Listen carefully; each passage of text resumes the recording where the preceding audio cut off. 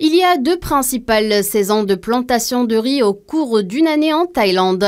Au milieu de l'année, les agriculteurs s'abstiennent de planter pour économiser l'eau.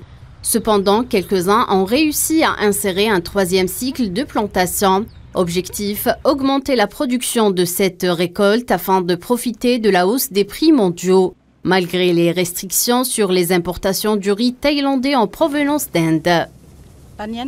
En ce moment, je rêve d'obtenir entre 10 000 et 20 000 bahts la tonne de riz parce que l'Inde a arrêté d'exporter. Et les gens disent que le Cambodge ou le Vietnam pourraient emboîter le pas, c'est pourquoi nous devons prendre les devants.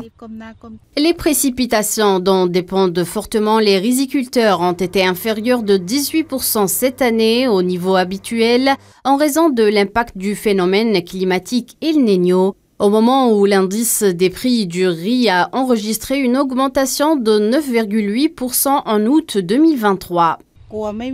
J'ai peur de ne pas avoir assez d'eau, de plus il n'y a pas de pluie.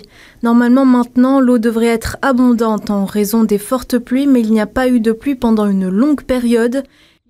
Il n'y a eu qu'une heure de pluie environ depuis mon retour de Bangkok.